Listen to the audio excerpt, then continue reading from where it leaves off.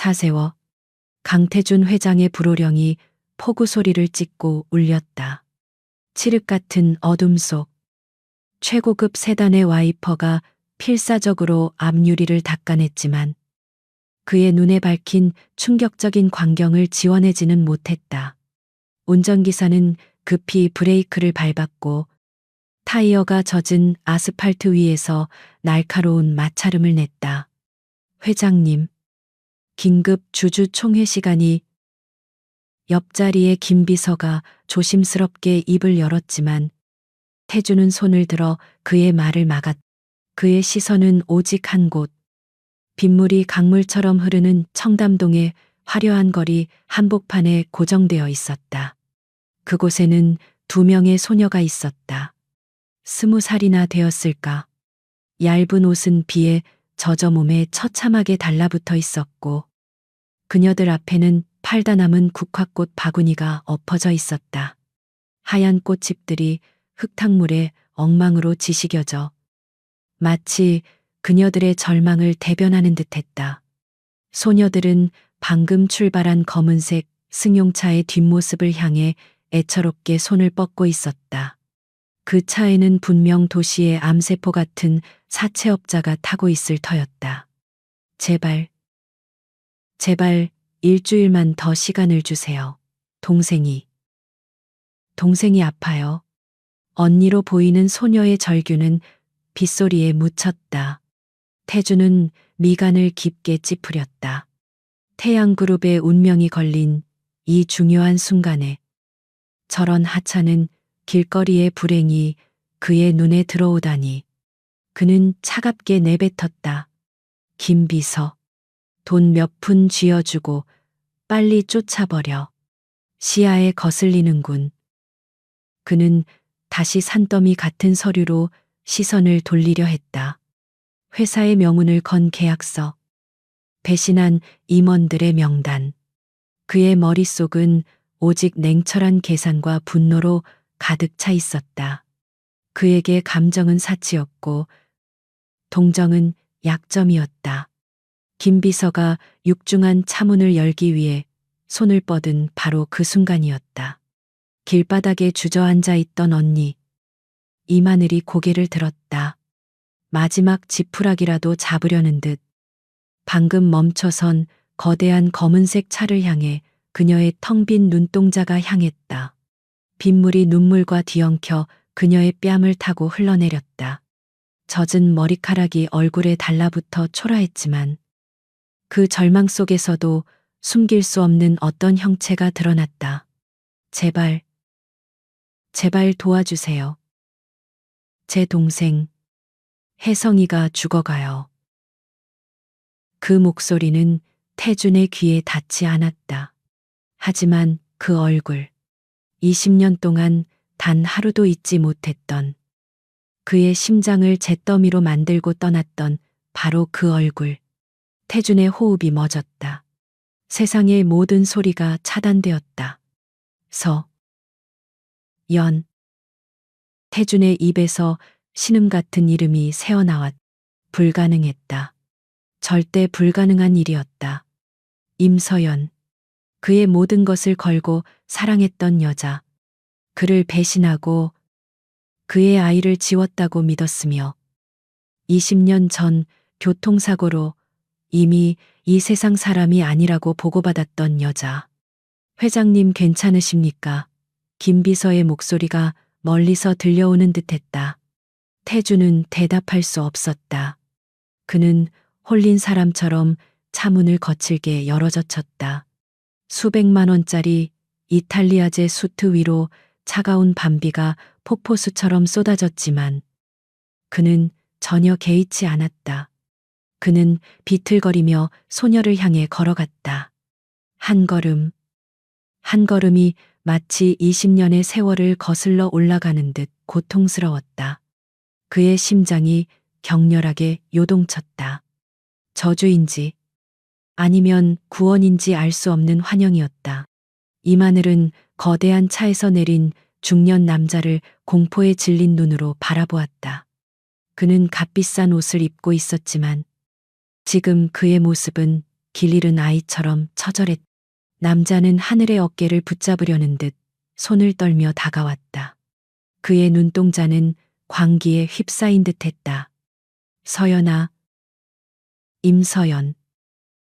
정말 너야 살아있었어. 태주는 그녀의 얼굴 가까이로 자신의 얼굴을 가져가며 속삭였다. 그의 목소리는 20년의 한과 그리움, 그리고 배신감으로 갈라져 있었다. 그 이름, 임서연. 하늘의 머릿속에서 무언가가 끊어지는 소리가 났다. 그것은 보육원 원장님이 술에 취해 가끔 중얼거리던 자신과 동생들을 낳자마자 버렸다는 비정한 어머니의 이름이었다. 분노가 공포를 집어삼켰다. 당신 누구야? 태준의 손이 그녀의 젖은 뺨을 만지려던 바로 그 순간 하늘은 동물적인 반사신경으로 그의 손을 세차게 쳐냈다. 짝 하는 날카로운 소리가 빗속에 울렸다. 감히 누굴 만져? 왜 우리 엄마 이름을 부르는 건데? 하늘은 옆에서 겁에 질려 떨고 있는 동생 달미의 손을 거칠게 잡아 끌었다. 언니, 무서워. 저 사람 이상해. 달미가 울먹이며 속삭였다. 하늘에게는 망설일 시간이 없었다. 저 남자의 눈빛은 방금 전의 사채업자보다 훨씬 더 위험하고 혼란스러웠다. 도망가자. 달미와 하늘은 엎어진 꽃바구니를 돌아볼 겨를도 없이 동생을 끌고 차가운 밤거리 속으로 달리기 시작했다. 두 자매의 연약한 뒷모습은 순식간에 빗속의 어둠 속으로 사라져갔다. 태주는 맞은 손등을 내려다보며 그 자리에 못 박힌 듯 서 있었다. 손등이 아픈 것이 아니었다. 20년간 억지로 닫아두었던 심장의 문이 거칠게 열리며 골마 터진 상처가 피를 쏟아내는 듯했다. 그는 멀어지는 두 소녀를 망연자실하게 바라보았다. 김비서. 그의 목소리는 빗물보다 더 차갑고 낮게 가라앉아 있었다. 방금 저 아이, 임하늘, 그리고 혜성이라는 동생, 저 아이들에 대한 모든 것을 알아내. 무슨 수를 써서라도 당장. 주주총회 따위는 이미 그의 머릿속에서 사라진 지 오래였다. 20년 만에 나타난 과거의 망령이 그의 견고했던 제국 전체를 뒤흔들기 시작했다. 차가운 비가 새는 옥탑방의 공기는 가난의 냄새로 축축했다. 구석에 깔린 얇은 이불 위에서 막내 임혜성이 끙끙 앓는 소리를 냈다. 펄펄 끓는 열에 붉어진 뺨과 가쁘게 몰아쉬는 숨소리가 언니들의 심장을 짓눌렀다. 방금 아르바이트를 마치고 돌아온 둘째 임별이 젖은 작업복 주머니에서 꼬깃꼬깃한 지폐 몇 장을 꺼내 낡은 상위에 펼쳤다. 그녀의 입술에서 거친 한숨이 터져 나왔다. 이걸로는 택도 없어. 약값은 고사하고 당장 다음 주 방세도 못 내게 생겼다고. 별의 목소리에는 나이답지 않은 냉소와 지침이 배어 있었다.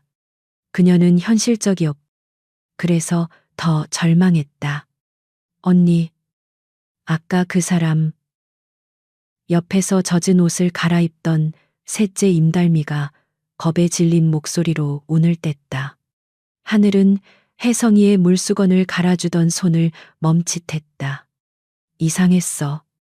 꼭 귀신에 홀린 사람처럼. 하늘은 아까의 기묘한 만남을 동생들에게 털어놓았다. 자신들의 어머니 이름, 임서연을 불렀던 그 이상한 재벌 회장. 별은 코웃음을 쳤다.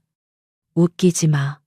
무슨 신데렐라 드라마 찍어 그냥 돈 많은 늙은이가 젊은 여자애 보고 헛소리 한 거겠지. 언니, 쓸데없는 환상 갖지 마.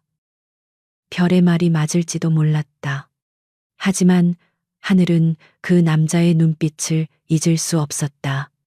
그것은 단순한 욕망이나 동정이 아니었다. 지독한 고통과 그리움, 그리고 무너지는 듯한 충격이 담긴 눈이었다. 왜 하필 엄마 이름을 불렀을까? 그녀는 혜성이 잠든 것을 확인하고 방 한구석에 낡은 나무 상자를 열었다.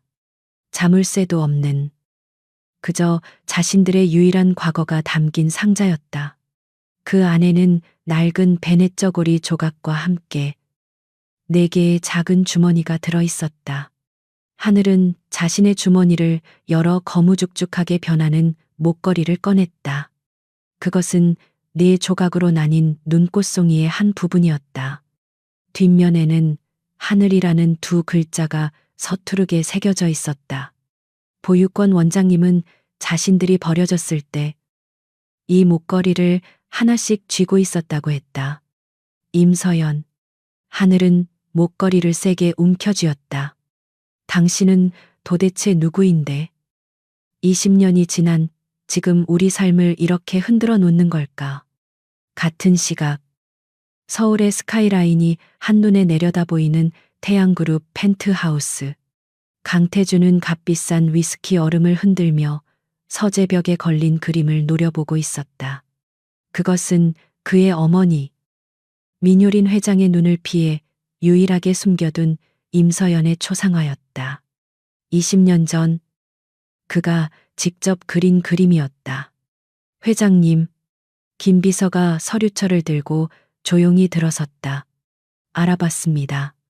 그 아이의 이름은 이만을, 나이는 20살입니다. 태주는 돌아보지 않고 잔을 입으로 가져갔다. 그리고 특이사항이 있습니다. 김 비서가 잠시 망설이다가 말을 이었다. 내 쌍둥이의 맏이라고 합니다. 임달미, 임별, 그리고 임혜성, 모두 20살 동갑입니다. 혜성이라는 아이는 현재 만성 신부전증 말기로 투병 중이며 상태가 매우 위독하다고 합니다. 태준의 손이 멈췄다.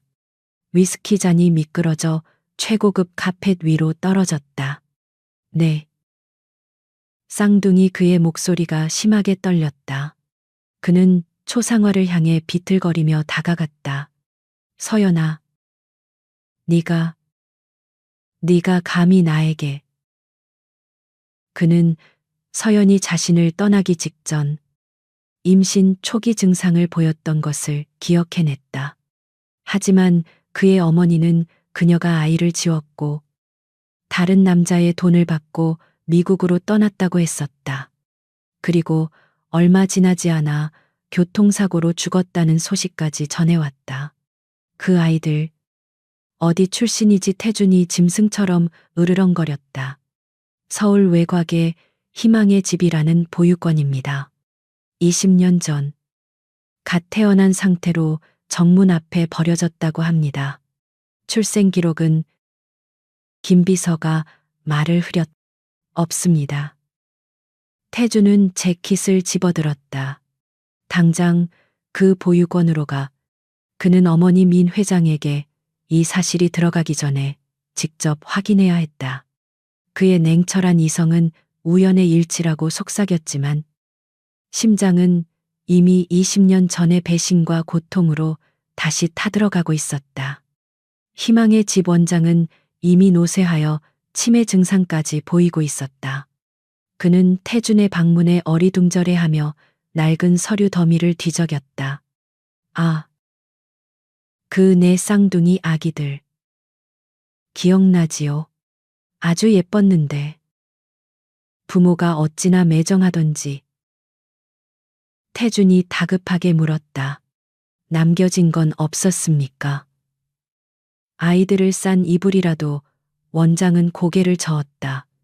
아무것도 없었어요. 출생신고서도, 편지 한 장도.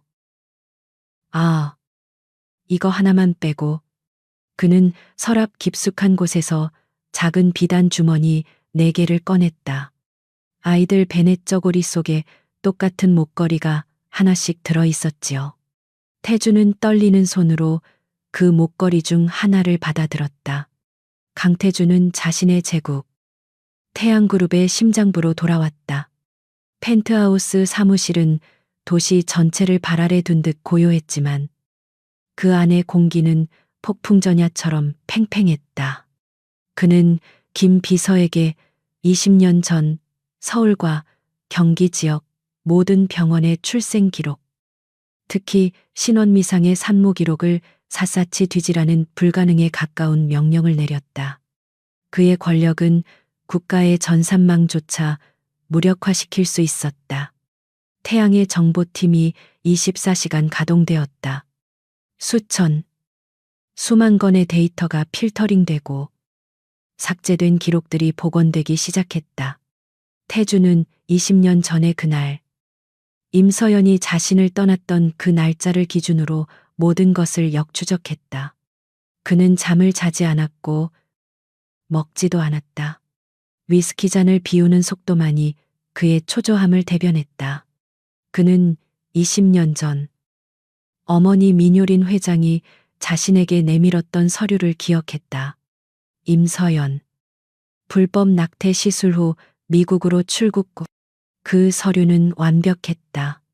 하지만 이마늘의 얼굴, 그 얼굴은 그 어떤 완벽한 서류보다 더 강력한 증거였다. 그는 자신의 어머니가 자신을 속였을지도 모른다는 끔찍한 의심을 애써 외면해왔다. 이틀 밤낮이 지난 후 김 비서가 창백한 얼굴로 보고서를 들고 왔다. 찾았습니다. 회장님. 하지만 단서는 뜻밖에도 대형 종합병원이 아닌, 지금은 폐업하여 형체도 남지 않은 서울 변두리의 한 작은 여성 의원이었다. 재개발 지역에 포함되어 철거 직전이었던 건물의 지하 창고에서 기적적으로 파쇄되지 않은 20년 전의 종이 기록 뭉치가 발견된 것이다. 보고서의 제목은 신원 미상 산모, 내 쌍둥이 출산 기록. 태준의 손이 보고서를 쥔 채 부들부들 떨렸다. 그는 떨리는 손가락으로 종이를 넘겼다. 출산 날짜는 서연이 사라진 직후와 정확히 일치했다. 여아 넷 동시 출산. 산모. 출산 직후 병원에서 무단 이탈. 태준의 호흡이 가빠졌다. 그는 마지막 장으로 넘겼다. 진료비와 수술비. 4명의 신생아 집중 치료실 비용이 적힌 영수증 사본이었다.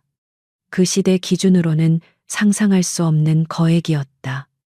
그리고 그 거액은 태양그룹이 명의의 수표 한 장으로 완납되어 있었다. 수표의 서명란에 적힌 이름. 그것은 20년 넘게 어머니 민효린 회장을 그림자처럼 보좌해온 지금은 은퇴한 박 실장의 필체였다. 모든 것이 명확해졌다. 우연이 아니었다. 이것은 거대하고 잔인한 기획이었다. 그의 어머니가 모든 것을 조작했던 것이다. 어머니, 대체 왜? 그는 주먹으로 마호가니 책상을 내리쳤다. 유리잔들이 요란한 소리를 내며 떨렸다. 자신을 그룹의 완벽한 후계자로 만들기 위해 가난한 고아였던 임서연을 떼어놓은 것까지는 억지로, 아주 억지로 이해하려 노력할 수 있었다. 재벌가의 비정한 생리라고 치부할 수 있었다. 하지만 이것은 차원이 다른 문제였다. 자신의 핏줄, 4명의 손녀딸을 그렇게 비참하게 쓰레기처럼 보육원에 버리다니. 이것은 용납할 수 없는 배신이자 천륜을 거스르는 죄악이었다. 그의 가슴속에 차가운 공포가 스며들었다. 그가 지금껏 이룩한 태양이라는 제국이 실은 자신의 아이들을 제물로 바쳐 세운 피의 성이었단 말인가. 그는 이마늘의 그 처절했던 눈빛을 떠올렸다. 제발 동생이 죽어가요. 자신의 딸이 20년 동안 길바닥에서 꽃을 팔며 죽어가고 있었던 것이다. 그는 더 이상 지체할 수 없었다. 그는 당장이라도 달려가 그 아이들을 지옥에서 꺼내와야 했다.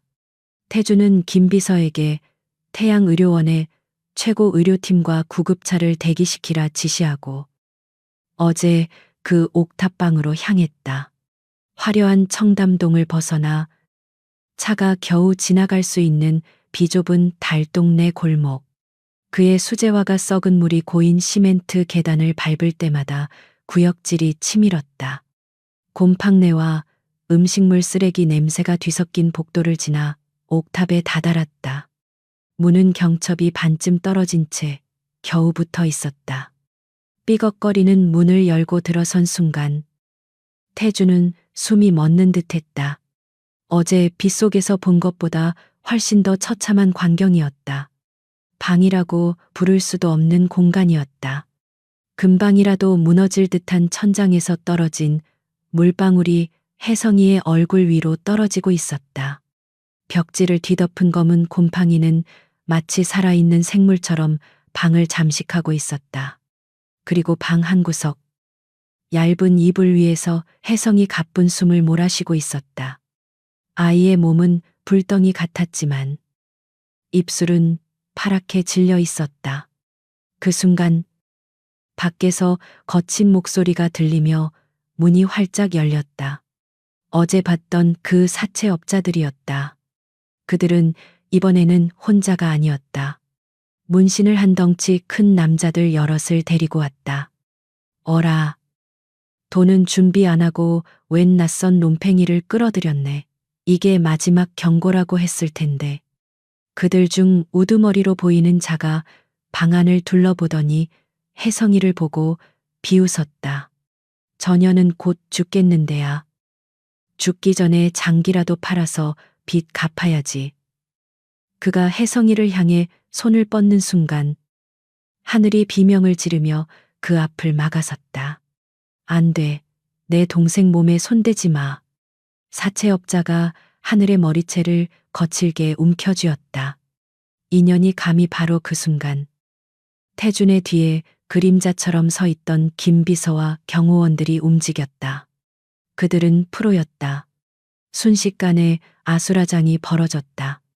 사채업자들의 비명과 가구가 부서지는 소리가 좁은 옥탑방을 가득 메웠다. 하늘과 달미, 별은 겁에 질려 혜성이를 감싸 안고 구석에서 떨었다. 하늘은 이 모든 혼란의 원인이 갑자기 나타난 태준이라고 생각했다. 그녀는 태준을 노려보며 소리쳤다. 당신, 이 사람들이랑 한패야. 대체 우리한테 왜 이러는 거야? 제발 우리 좀 내버려둬.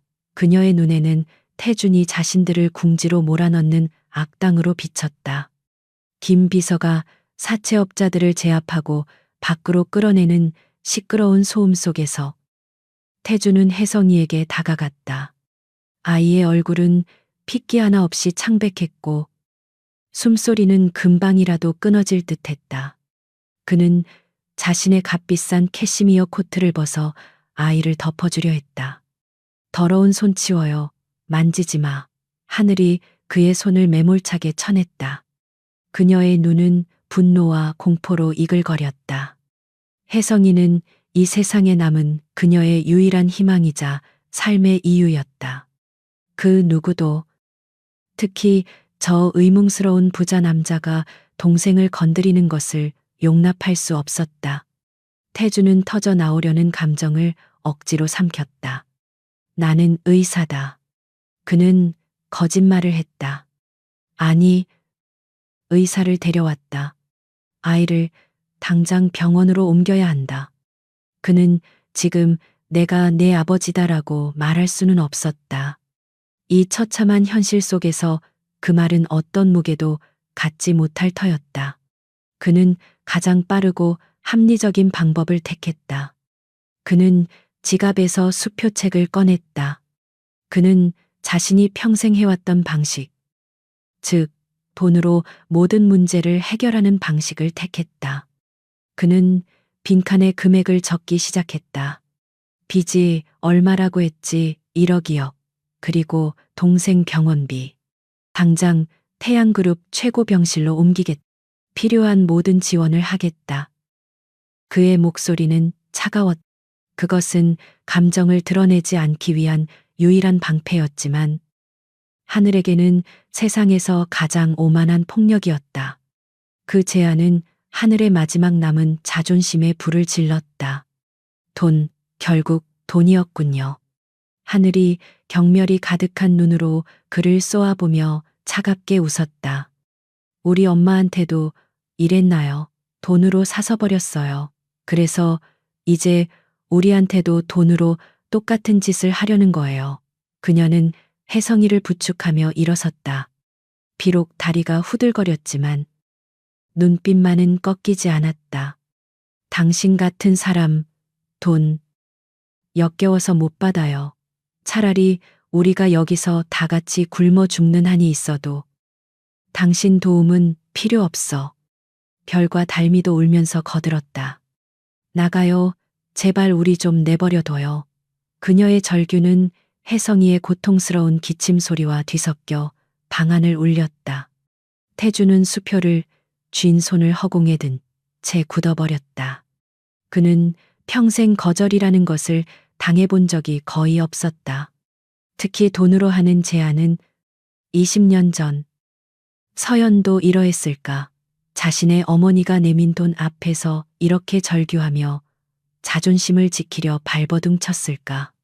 나는 그는 입을 열었지만 목이 메었다. 진실을 말할 수 없었다. 나는 내 어머니에게 갚아야 할 빚이 그는 겨우 그 말을 뱉어냈다. 이 말밖에 할 수 있는 말이 없었다. 빚 하늘이 기가 막힌 듯 되물었다. 무슨 빚이요? 사람 인생을 망쳐놓은 빚인가요? 우리 엄마 어디 있는데요? 왜 당신이 엄마 이름을 부르는데 당신이 우리 엄마 죽인 거야? 그녀의 외침은 비수가 되어 태준의 심장에 밝혔다. 그녀는 태준을 밀치며 문 밖으로 몰아내려 했다. 나가 다시는 우리 앞에 나타나지 마. 당신 돈 없어도 우리 혜성이 내가 살릴 거야. 내가 무슨 짓을 해서든 살릴 거라고. 그녀는 거의 이성을 잃고 그를 밀어붙였다. 바로 그때였다. 하늘이 그를 거칠게 밀치는 순간 그녀의 낡은 티셔츠 밖으로 무언가가 툭 튀어나와 희미한 전등빛에 반짝였다. 땀과 눈물에 젖은 거무죽죽하게 변색되는 조각. 태준의 눈이 그것에 고정되었다. 그가 너무나도 잘 아는 모양. 그가 20년 전 가난한 공대생 시절 서연과의 첫눈 오는 날을 기념하며 직접 디자인했던 눈꽃송이의 한 조각. 그는 내 조각을 만들어 자신과 서연 그리고 미래의 아이들을 위해 간직하려 했었다.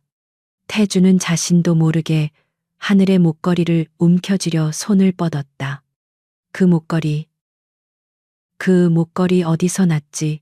그의 목소리는 이성을 잃은 채 떨리고 있었다. 그는 목걸이 조각 뒷면에 희미하게 새겨진 하늘이라는 글자를 보았다.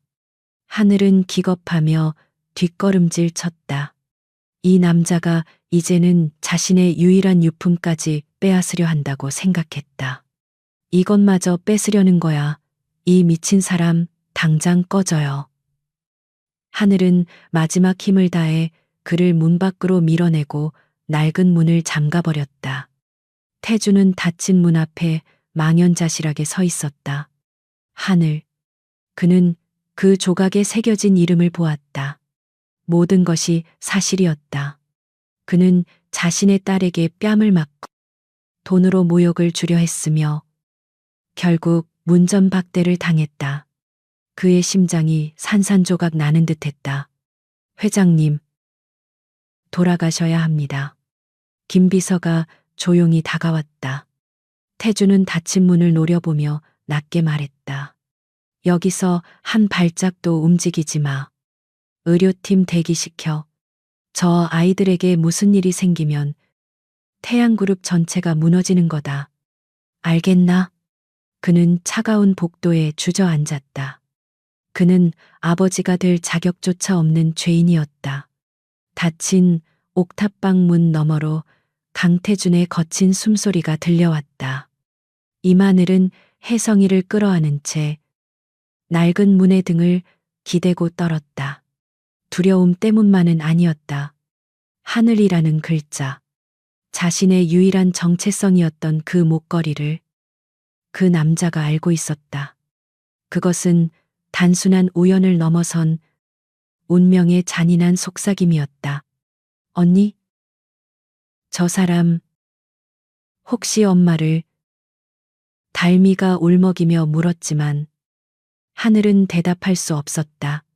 그때 문을 두드리는 소리가 다시 들렸다. 하지만 아까의 절박함과는 다른 거칠고 위협적인 소리였다. 쾅쾅쾅. 자매들은 비명을 질렀다. 사채업자들이 다시 온 거야. 별이가 절망적으로 외쳤다. 하늘은 혜성이를 더 세게 끌어안았다. 하지만 문 밖에서 들려온 목소리는 사채업자가 아니었다. 거기 이만울 씨 당장 문 열어 집주인이여. 하늘이 망설이며 문을 열자 단뜩 겁에 질린 집주인 남자가 서 있었. 이봐. 당장 방 빼. 오늘 당장 나가. 별이가 어이없다는 듯 따졌. 아저씨. 미쳤어요. 보증금 뺄 시간은 줘야죠. 집주인은 사시나무 떨듯 떨며 소리쳤다. 나도 몰라. 방금 웬 무서운 양반들이 찾아왔어. 태양그룹 어쩌고 하던데. 당장 너희들을 내쫓지 않으면 이 건물 통째로 밀어버리겠다고 했단 말이야. 그는 자매들의 짐을 밖으로 던질 기세였다. 태양그룹. 하늘의 눈이 차갑게 식었다. 강태준. 그 남자가 꾸민 짓이었다. 돈으로 회유하려다 안 되니 이제는 권력으로 자신들을 벼랑 끝까지 몰아붙이는 것이다. 자비 없는 포식자. 그것이 하늘이 그에게 내린 결론이었다. 그만두시죠. 바로 그때 복도 저편에서 강태준의 목소리가 들렸다. 그는 집주인을 향해 걸어왔다. 집주인은 대한민국에서 가장 강력한 포식자의 얼굴을 마주하자 마푸자 꼬리를 내리고 도망치듯 계단을 내려갔다. 그 남자는 태준이 아니라 민효린 회장이 보낸 사람들이었음을 그들은 아직 알지 못했다. 태준은 다시 그 낡은 문 앞에 섰다. 하늘은 경멸과 분노가 뒤섞인 눈으로 그를 노려봤다. 이제 만족해요. 돈으로 안 되니까 협박이에요. 우리더러 어디로 가라고. 차라리 여기서 죽으라고. 태준은 그녀의 분노를 묵묵히 받아냈다. 그는 잠시 눈을 감았다가 떴다. 이번에 그의 손에 들려있는 것은 수표책이 아니었다. 잠깐이면 돼. 그는 지갑에서 아주 오래되어 모서리가 다른 사진 한 장을 꺼냈다. 이 사람. 알아. 그는 떨리는 손으로 사진을 내밀었다. 그것은 20년 전 낡은 벤치에 앉아 환하게 웃고 있는 임서연의 사진이었다. 그녀의 앳된 얼굴, 장난기 넘치는 눈빛, 그리고 이마늘과 소름 끼치도록 똑같은 얼굴, 윤곽. 하늘은 숨을 멈췄다. 그녀는 자신의 얼굴을 보는 듯한 착각에 빠졌다. 하지만 사진 속 여자는 자신이 가져본 적 없는 행복한 미소를 짓고 있었다. 구야. 별과 달미도 하늘의 등 뒤에서 사진을 훔쳐보며 경악했다. 언니랑 똑같아. 태준의 목소리가 처연하게 잠겨 있었다. 임서연. 네, 어머니 이름이라고 했지. 나는 이 사람을 사랑했다. 그의 고백은 옥탑방의 탁한 공기를 갈랐다. 그는 경호원이 들고 온 낡은 서류 가방을 받아들었다. 그 안에는 돈이 아닌 그의 20년 전 과거가 담겨 있었다. 그는 가방에서 낡은 스케치북 한 권을 꺼냈다. 종이는 이미 누렇게 바래어 있었다. 그는 조심스럽게 한 페이지를 넘겨 자매들에게 보여주었다. 그곳에는 연필로 정교하게 스케치된 눈꽃송이 디자인이 그려져 있었다. 이거. 달미가 작게 신음했다. 우리가 만난 첫눈을 기념해서 내가 직접 디자인한 거다. 태주는 하늘의 목에 걸린 목걸이를 가리켰다. 네가 가진 그것, 하늘이라고 새겨진 조각이지. 그의 눈은 마치 모든 것을 꿰뚫어 보는 듯했다. 하늘은 뒷걸음질 쳤다. 이 남자는 모든 것을 알고 있었다. 어떻게 그걸? 난 서연이와 약속했으니까. 우리에게 아이가 생긴다면 이 조각들을 나눠주기로. 그의 말은 충격 그 자체였다. 별이가, 가장 현실적이고 냉소적이었던 별이가 흔들리기 시작했다. 말도 안 돼. 그냥 우연일 거야. 하지만 그녀의 목소리는 떨리고 있었다. 태주는 스케치북 옆에 그려진 4개의 한자를 가리켰다. 하늘텐, 달외, 결싱, 해성, 휘싱, 하늘, 달, 별, 그리고 해성. 우리의 우주가 될 아이들. 그 순간 방 안의 모든 시간이 멈췄다. 침묵을 깬 것은 달미였다. 그녀는 울면서 자신의 낡은 스웨터 안으로 손을 넣어 목걸이를 꺼냈다. 나도 있어요. 그녀의 손바닥 위에는 달걀이 새겨진 2번째 조각이 놓여 있었다. 별이는 입술을 깨물었다. 그녀는 늘 이 목걸이가 자신들의 불행을 상징하는 족쇄 같아 차고 다니지 않았다. 그녀는 작업복 주머니 깊숙한 곳에서 꼬깃한 손수건에 쌓인 조각을 꺼내 거칠게 테이블 위로 던졌다. 이딴 거. 3번째 조각. 결싱이었다. 모든 시선이 침대에 누워있는 혜성이에게로 향했다. 혜성은 고열에 시달리면서도 언니들과 낯선 남자의 대화를 듣고 있었다. 그녀는 가쁜 숨을 몰아쉬며 베개 밑을 더듬었다. 그녀의 작고 앙상한 손이 마지막 조각을 힘겹게 꺼내들었다. 나도. 혜성. 태준의 무릎이 꺾였다. 그는 4개의 조각이 한자리에 모인 것을 보고 주저앉고 말았다. 20년의 세월이 퍼즐 조각처럼 맞춰지는 순간이었다. 김 비서조차 입을 다물지 못하고 경악한 표정으로 서 있었다. 태주는 부들부들 떨리는 손으로 테이블 위에 조각들을 모았다. 하늘의 조각, 달미의 조각, 별의 조각, 그리고 혜성이의 조각. 그는 조각들을 맞추기 시작했다. 마치 신성한 의식을 치르듯 4개의 금속 조각이 서로의 자리를 찾아갔다. 찰칵. 금속이 맞물리는 작은 소리가 났다. 4개의 조각은 단 하나의 오차도 없이 완벽하게 하나가 되었다. 스케치북 위에 그려진 그 눈꽃송이가 20년 만에 현실이 되어 그들 앞에 나타난 것이다. 증거였다. 그 어떤 DNA 검사 결과보다도 더 확실하고 운명적인 증거였다. 태주는 완성된 눈꽃송이를 손에 쥐고 오열하기 시작했다.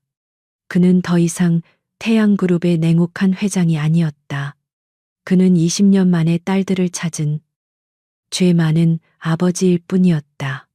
서연아, 내가 잘못했다. 그는 혜성이의 침대맡으로 기어가 앙상한 손을 잡으려 했다. 혜성아, 하늘아, 달미야, 별아, 얘들아. 그는 고개를 들어 하늘을 바라보았다. 그의 눈은 용서를 구하는 간절함으로 가득 차 있었다. 하늘아, 아빠가, 그래서 뭐요? 모든 감정을 얼어붙게 하는 차가운 목소리였다. 하늘이었다. 그녀는 울고 있지 않았다. 그녀의 얼굴은 분노를 넘어선 차가운 체념과 경멸로 하얗게 질려 있었다. 태주는 숨이 멎었다. 뭐라고? 그래서 뭐 어쩌라는 거냐고요? 하늘은 테이블 위에 눈꽃송이를 거칠게 손으로 쓸어버렸다. 네 개의 목걸이가 요란한 소리를 내며 더러운 방바닥으로 흩어졌다. 짝 하는 소리가 마치 태준의 뺨을 때리는 것처럼 울렸다. 목걸이 하나 디자인했다고, 우리 엄마를 사랑했다고 하늘의 목소리가 칼날처럼 날카로워졌다. 그래서 그게 20년 동안 우리가 겪은 지옥을 보상해줘. 그 사랑이라는 게 당신이 지금껏 누려온 그 화려한 인생의 변명거리가 되냐고. 그녀는 고열로 신음하는 혜성이를 가리켰다. 당신이 그깟 목걸이나 디자인하고 있을 때, 혜성이는 아팠어. 처음 신장이 망가졌다고 했을 때, 우리가 병원비가 없어서 무릎 꿇고 빌고 다닐 때, 당신은 어디서 뭘 했는데. 하늘은 태준의 멱살이라도 잡을 기세로 다가갔다. 사채업자들한테 머리채 잡혀서 길바닥에 끌려다닐 때, 굶주려서 쓰레기통 뒤질 때, 당신은 당신의 그 잘난 태양 그룹에서 회장님 소리 들으면서 편하게 살았겠지. 그게 아버지야. 그녀의 절규는 20년 동안 골마 터진 원망이었다. 우린 아빠 따위 없어. 20년 동안 없었고, 지금도 필요 없어. 하늘은 바닥에 떨어진 목걸이 4개를 주워 태준의 가슴팍에 세게 던졌다. 당신의 그 잘난 추억 나부랭이 가지고 당장 꺼져. 다시는 우리 앞에 나타나지 마. 당신이 아빠라고 불릴 자격 1초도 없어. 태준은 가슴에 맞고 떨어진 목걸이 조각들을 망연자실하게 내려다보았다. 20년 만에 찾은 진실. 그토록 원했던 재회는 가장 끔찍한 거절로 돌아왔다.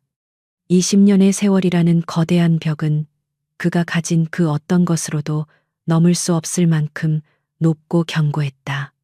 그는 딸들 앞에서 철저하게 버려졌다. 강태준이 흩어진 목걸이 조각들 앞에서 망연자실해 서 있던 바로 그 순간이었다. 낡은 옥탑방 문이 지옥의 문처럼 다시 열렸다. 쾅 거대한 소리와 함께 썩은 문짝이 경첩에서 떨어져 나가며 방 안으로 나뒹굴었다. 이번에는 집주인이 아니었다. 아까 김비서에게 제압당했던 그 사채업자의 우두머리였다. 그의 눈은 충혈되어 있었고 손에는 쇠 파이프가 들려 있었다. 이 개새끼들이 감히 누굴 건드려. 그는 태준의 경호원들에게 당한 굴욕에 완전히 이성을 잃은 듯했다. 그는 더 많은 패거리를 이끌고 나타났고 그들의 손에는 모두 연장이 들려 있었다. 저놈의 비싼 양복 입은 새끼가 내 놈들 샘물 주냐 좋아. 오늘 아주 싹 다 묻어버려 줄 테니까. 사내들이 닥치는 대로 방 안의 살림살이를 부수기 시작했다. 유일한 밥상이 쪼개지고 낡은 냄비들이 찌그러졌다. 유리창이 박살나는 소리와 함께 차가운 밤바람이 방 안으로 몰아쳤다. 태주는 반사적으로 딸들을 보호하려 했지만 하늘이 그를 거칠게 밀쳐냈다. 당신 때문이야. 당신이 오고 나서 모든 게 엉망이 됐어. 저리 가. 하늘의 절규가 끝나기도 전 덩치 큰 사내 하나가 하늘의 머리채를 움켜쥐었다. 시끄러워. 이년아. 그가 하늘을 방구석으로 내동댕이 치려던 바로 그때였다. 언니. 침대에 누워 신음하던 혜성이 마지막 남은 힘을 쥐었자 비틀거리며 침대에서 내려왔다. 혜성은 하늘을 보호하려는 듯 사내의 다리를 필사적으로 붙잡았다. 사내는 어이없다는 듯 웃으며 발을 찼다. 이 병신 같은 년이 혜성의 연약한 몸이 종이장처럼 날아가 곰팡이가 쓴 차가운 벽 모서리에 그대로 부딪혔다. 쿵, 둔탁한 소리, 짧은 비명, 그리고 모든 것이 멈춘 듯한 정적. 혜성의 입에서 붉은 피가 울컥 쏟아져 나왔다. 단순한 기침이 아니었다. 그것은 생명이 새어나가는 소리였다. 아이의 눈이 허공을 향한 채 초점을 잃었고 그대로 바닥으로 쓰러졌다. 혜성아 안 돼. 혜성아 하늘의 절규가 찢어지는 듯 옥탑방을 울렸다. 그녀는 동생에게 기어갔지만 혜성은 미동도 없었다. 달미와 별은 그 자리에서 실신할 듯 비명을 질렀다. 그 순간 강태준의 눈빛이 변했다. 그는 더 이상 죄책감에 사로잡힌 무력한 아버지가 아니었다. 그는 태양의 포식자, 그 자체였다. 김비서, 그의 목소리는 얼음보다 차가웠다. 저것들 전부 다리몽둥이를 부러뜨려 단 한 놈도 살려서 내보내지 마. 그의 외침과 동시에 아래층에 대기하던 경호원들이 순식간에 옥상을 점령했다. 몇 초 만에 상황은 역전되었다. 아비규환의 비명소리가 옥탑방을 가득 메웠다. 하지만 태주는 그 잔혹한 광경을 돌아보지 않았다. 그는 피를 토하고 쓰러진 혜성이에게 달려갔다. 하늘이 눈물과 증오로 범벅이 된 얼굴로 그를 막아섰다. 내 동생 만지지 마. 당신 손 더러워. 태주는 이번에는 망설이지 않았다. 그는 하늘의 뺨을 스치듯 밀어냈다. 비켜. 이건 명령이다. 그의 목소리에는 거절을 용납하지 않는 절대적인 무게가 실려 있었다. 그는 혜성이의 작고 차가운 몸을 안아들었다. 그리고 먼지 쌓인 수트가 더러워지는 것도 아랑곳하지 않고 지옥이 된 옥탑방을 뛰쳐나갔다. 태양의료원의 구급차가 이미 골목 입구에서 사이렌을 울리며 대기하고 있었다. 시간이 지옥처럼 흘러갔다. 대한민국 최고의 병원. 태양의료원의 VIP 병동. 대한민국 최고의 의료진이 혜성이 한 명에게 매달렸다. 하늘, 달미, 별은 수술실 앞 복도에 주저앉아 피 묻은 손으로 서로를 부둥켜 안고 있었다. 그들은 자신들의 옥탑방보다 몇백 배는 더 크고 깨끗한 병원 복도에서 자신들이 얼마나 초라한 존재인지 다시 한번 깨달았다. 태주는 조금 떨어진 곳에서 흙먼지가 묻은 값비싼 수트를 입은 채 미동도 없이 서 있었다. 그의 얼굴은 조각상처럼 굳어 있었다. 몇 시간 후 집도이가 무거운 표정으로 나왔다. 그의 하얀 가운이 자매들의 희망을 짓밟는 듯했다. 환자는 만성 신부전증 말기입니다. 하늘이 의사를 붙잡고 절규했다. 알아요. 우리도 안다고요. 하지만 아직은. 의사가 천천히 고개를 저었다. 아닙니다. 오늘 가해진 외부 충격과 극심한 영양실조가 이미 망가진 신장에 치명타를 입혔습니다. 신장이 완전히 기능을 멈췄습니다. 더 이상 제 기능을 하지 못합니다. 그게 무슨 말이에요? 발미가 떨리는 목소리로 물었. 의사는 잔인한 진실을 내뱉었. 앞으로 길어야 2주입니다. 하늘의 세상이 무너져 내렸다. 별이는 벽을 주먹으로 치며 울부짖었다. 얼주. 그녀가 20년간 피눈물로 지켜온 동생의 생명이 고작 2주밖에 남지 않았다는 것이다. 의사는 마지막 희망을 말했다. 유일한 방법은 신장 이식 수술뿐입니다. 당장 2주 안에 수술을 받지 못하면 마음의 준비를 하셔야 합니다. 제가 할게요. 하늘이 제일 먼저 소리쳤. 제 신장 주세요. 우린 내 쌍둥이니까 맞을 거예요. 제발. 별과 달미도 울부짖었다. 저도요. 제발 제 걸 가져가 주세요. 즉시 세 자매에 대한 조직 적합성 검사가 진행되었다. 그들은 피를 뽑고 검사를 받으며 20년 만에 처음으로 신에게 기도했다. 희망의 끈을 붙잡고 기다리는 시간은 영원처럼 길었다. 그러나 멜로드라마의 신은 언제나 가장 절망적인 순간에 등을 돌렸다. 몇 시간 뒤 검사 결과가 나왔다. 의사는 차마 입을 떼지 못하고 고개를 숙였다. 죄송합니다. 어찌된 일인지 세 분 모두 해성량과 적합하지 않습니다. 유전적으로 매우 드문 케이스입니다. 내 쌍둥이임에도 불구하고 항체 반응이 하늘의 눈에서 마지막 희망의 빛이 꺼졌다. 그녀는 복도벽에 주저앉아 소리 없이 울었다. 20년의 고생이 물거품이 되는 순간이었다. 자신의 존재 가치가 부정당하는 순간이었다.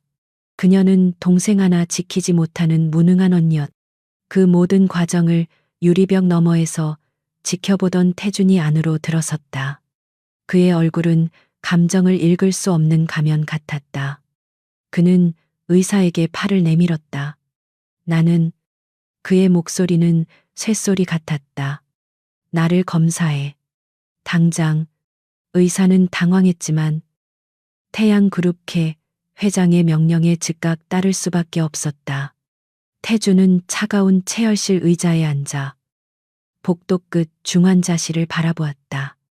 인큐베이터 안에서 수많은 줄의 의지에 겨우 숨을 쉬고 있는 작은 생명. 자신의 딸. 그는 20년간 돈으로 모든 것을 해결해왔다. 그는 국가의 정책도 거대 기업의 운명도 돈으로 바꾸어 왔다. 하지만 지금 이 순간 그의 수조원 재산은 저 작은 생명의 1분 1초를 살 수 없었다. 서연아, 보고 있어. 내가 우리 딸을 이렇게 만들었어. 그는 주먹을 쥐었다. 손톱이 손바닥을 파고들어 피가 맺혔다. 제발, 신이 있다면 내 모든 걸 가져가도 좋으니 제발 저 아이를 살릴 기회 한 번만 주십시오. 아버지 노릇 한 번만 하게 해 주십시오. 그가 검사 결과를 기다리며 고통 속에 잠겨 있을 때였다. 병원 복도 저편에서 또각거리는 하이힐 소리가 들려왔다. 그 소리는 조금의 망설임도 동정심도 없이 정확하고 위압적으로 다가왔다. 민효린 회장이었다. 그녀는 아들이 병원에서 사채업자들과 뒤엉켜 난동을 부렸다는 보고를 받았다. 그녀의 등장은 병원 전체의 공기를 얼어붙게 만들었다. 그녀는 검사실에 있는 아들 태준을 차갑게 지나쳐 넋이 나간 채 복도에 주저앉아 있는 하늘에게로 곧장 걸어갔다. 그녀의 눈은 하늘의 피 묻은 옷과 절망에 빠진 얼굴을 위아래로 훑어보았다. 마치 값비싼 가축의 등급을 매기듯 차가운 시선이었다. 네가 이만을이로구나. 그 목소리에는 일말의 동정심도 없었다. 민 회장은 명품 핸드백에서 수표책을 꺼냈다. 태준이 했던 어설픈 행동과는 차원이 달랐다. 그녀는 백지 수표 한 장을 찢어 기계적인 동작으로 하늘의 무릎 위로 던졌다. 태준이는 쓸데없는 감상에 빠져 이를 그르쳤더군. 나는 사업가다. 하늘은 멍하니 무릎 위에 떨어진 수표를 바라보았다. 얼마면 되겠니? 민 회장의 목소리는 얼음장 같았다. 내 동생 병원비. 그리고 너희 자매가 평생 먹고 살 돈. 저 병실 안에 아이가 죽든 살든. 그건 너희의 문제다. 이 돈을 받고 내 아들의 인생에서 영원히 사라져라. 민 회장은 몸을 숙여 하늘의 귓가에 뱀처럼 속삭였다. 너희는 태준이 인생의 오점이야. 그 애가 20년 전의 낡은 감정에 잠시 흔들리는 것뿐이지. 감히 저 병든 동생을 빌미로 내 아들의 발목을 잡을 생각은 꿈도 꾸지 마라. 넌 내 어미와 똑같은 짓을 하고 있어. 네, 어미와 똑같은 짓. 그 말이 하늘의 마지막 남은 이성을 끊어버렸다. 하늘은 천천히 고개를 들었다. 그녀의 눈물은 말라붙어 있었다. 절망으로 텅 비어 있던 그녀의 눈동자에 지옥불 같은 증오가 타오르기 시작했다. 이 여자, 자신의 엄마를 쫓아내고 자신들을 20년간 지옥에 버려둔 장본인. 하늘은 무릎 위에 수표를 집어들었다. 그리고 민효린 회장의 얼굴 바로 앞에서 그것을 천천히 그리고 아주 잘게 찢어버렸다. 그녀는 찢어진 종이 조각을 민 회장의 얼굴에 뿌렸다. 당신이야말로 꿈도 꾸지 마. 절망은 분노가 되었고 분노는 전쟁의 시작을 알렸다. 이마늘이 찢어진 수표 조각을 민효린 회장의 발치에 뿌린 바로 그 순간이었다. 두 여자의 불꽃 튀는 시선이 허공에서 부딪혔고 병원 복도의 공기는 살얼음판처럼 팽팽해졌다. 그때 검사실 문이 거칠게 열리며 하얀 가운을 입은 의사가 거의 뛰어나오다시피 했다. 그의 얼굴은 경악과 혼란, 그리고 알 수 없는 흥분으로 상기되어 있었다. 그는 검사실에서 막 걸어 나온 강태준 회장과 그 앞을 막아선 민효린 회장, 그리고 증오로 불타는 이마늘을 번갈아 보았다.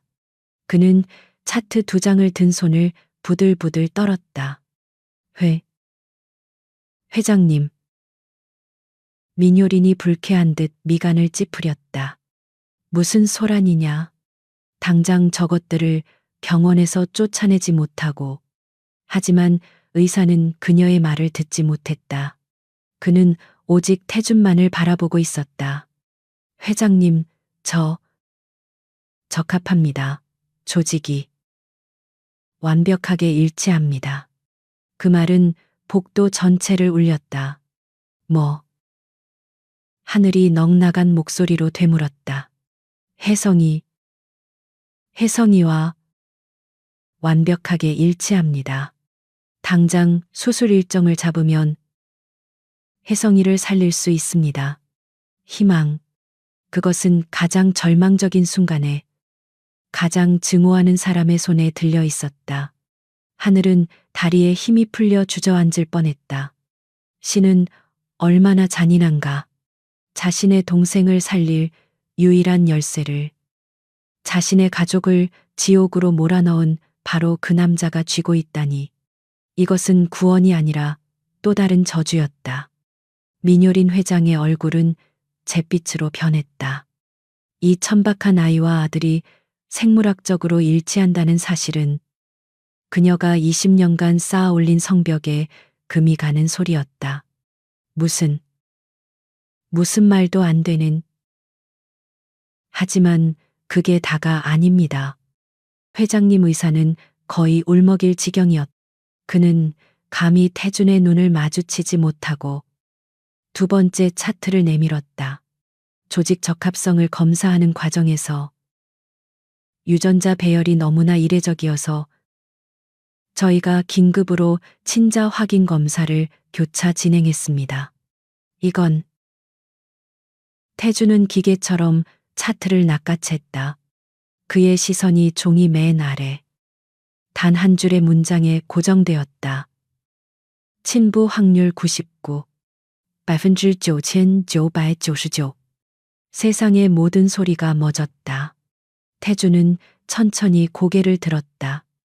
그의 눈동자는 더 이상 분노나 슬픔을 담고 있지 않았다. 그것은 모든 것이 파괴된 후에 텅 빈 공허. 그 자체였다. 그는 20년간 의심했지만 애써 외면했던 진실의 망치를 정통으로 맞았다. 그는 하늘을 돌아보지 않았다. 그는 오직 한 사람, 자신의 어머니 민효린을 노려보았다. 어머니. 그의 목소리는 죽은 사람처럼 낮고 차가웠다. 잠시. 저와 얘기 좀 하시죠. 그는 민효린의 팔을 강철 같은 힘으로 움켜쥐었다. 이거 놔라. 태준아, 지금 저 천한 것들 앞에서 따라오시죠. 태주는 그녀의 말을 잘랐다. 그는 사자처럼 어머니를 끌고 복도 끝 병원 이사장실로 사용되는 VIP 응접실로 향했다. 김 비서가 즉각 문 앞을 막아섰다. 하늘은 혼란에 빠졌다. 99, 999. 그 숫자가 의미하는 바를 그녀는 본능적으로 깨달았다. 방금 전까지 자신을 모욕하던 저 노파가 자신의 할머니라고, 그리고 저 남자가 정말로 아버지라고. 그녀는 이 끔찍한 진실을 확인해야만 했다. 그녀는 민 회장을 뒤쫓아 달려갔다. 잠깐만요. 무슨 말인지 설명해. 이게 다 무슨. 가까이 오지 마십시오. 김 비서가 그녀를 막아섰다. 하지만 하늘은 포기하지 않았다. 그녀는 닫힌 문틈에 귀를 바싹 가져다 댔다. 그녀는 들어야만 했다. 20년간의 지옥이 누구의 손에 의해 만들어졌는지. 이게 뭡니까? 방 안에서 태준의 낮은 목소리가 울렸다. 탁. 그가 DNA 검사 결과를 테이블 위로 내던지는 소리가 들렸다. 어머니께 묻고 있습니다. 이게 대체 뭡니까? 민효린의 목소리는 여전히 차가웠다. 하지만 미세한 떨림이 섞여 있었다. 조작된 거다. 저것들이 네 돈을 노리고. 아니면 임서연. 그 계집이 20년 만에 나타나 꾸민 수작이겠지. 조작. 태준의 고함 소리가 문 밖까지 울렸다. 제 눈으로 직접 본 4개의 목걸이도 조작 입티니까 20년 전. 박 실장이 서명했던 그 병원비 수표도 조작입니까? 모든 출생 기록을 삭제하고 그 작은 산부인과를 폐업시켜버린 것. 다 조작입니까? 방 안에 정적이 흘렀다. 하늘은 입을 틀어막았다. 그가 알고 있었다. 모든 것을 알고 있었다. 말씀하세요. 태준의 목소리는 이제 애원에 가까웠다. 그는 마지막 남은 희망을 붙잡고 있었다. 제발, 제발 이 모든 것이 오해이기를. 왜? 그가 짐승처럼 으르렁거렸다. 왜 그러셨습니까? 말해. 내 아이들이었습니다. 당신의 손녀들이었단 말입니다. 고요함이 깨졌다. 민효린 회장의 차가운 한숨 소리가 들렸다. 그리고 이어진 그녀의 목소리는 모든 것을 체념한 듯 냉혹했다. 그래, 내가 했다. 하늘은 숨을 쉴 수 없었다. 태준아, 넌 네가 지금 누리는 이 태양이 어떻게 만들어졌는지 모른다. 난 널, 내 아들을 이 나라의 왕으로 만들어야 했다. 그녀의 목소리에는 죄책감 따위는 없었다. 오직 뒤틀린 모성애와 잔인한 합리화뿐이었다.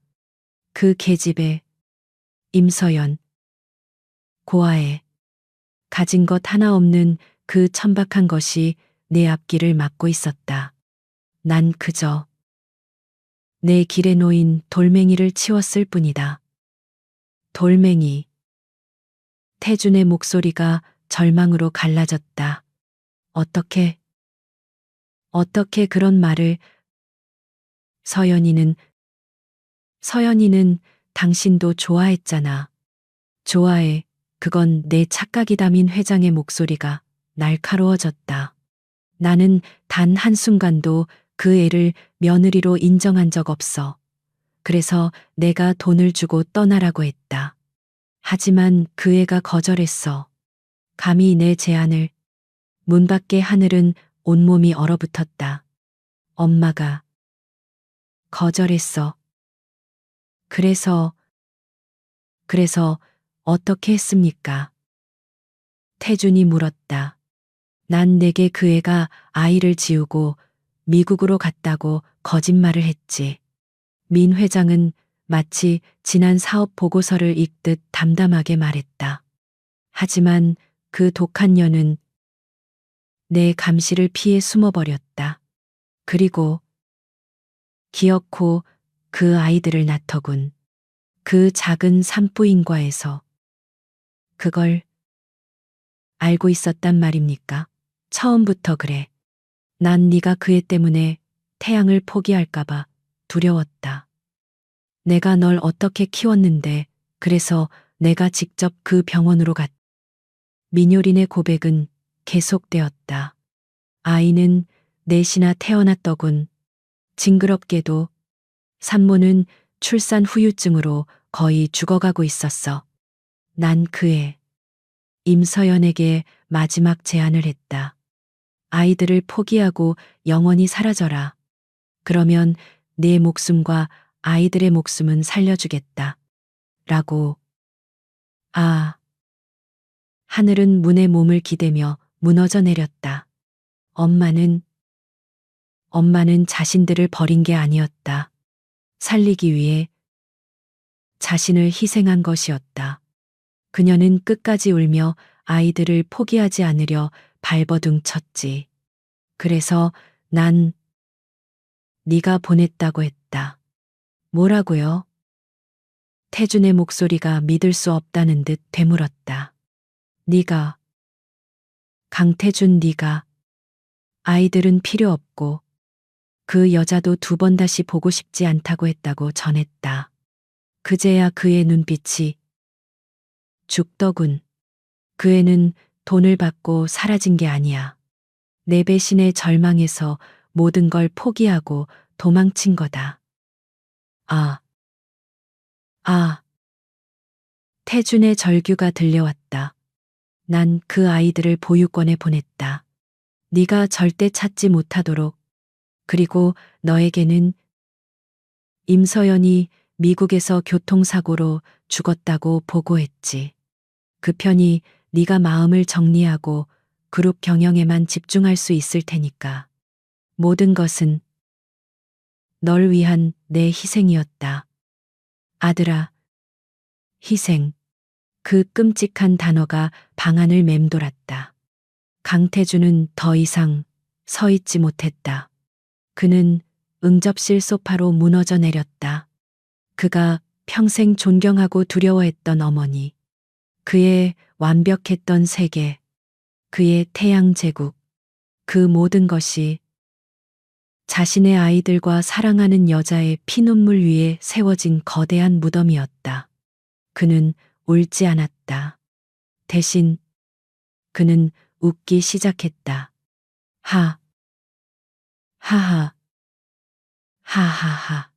텅 비고 미쳐버린 영혼이 부서지는 웃음소리였다. 어머니, 당신은 내 어머니가 아니었어. 당신은 악마였군. 그의 웃음소리는 문 밖의 하늘에게도 전염되었다. 그녀 역시 웃기 시작했다. 눈물이 뺨을 타고 흐르는데도 입은 미친 사람처럼 웃고 있었다. 20년 동안 증오했던 부모님. 알고 보니 두 사람 모두 이 거대한 비극의 가장 큰 피해자였다.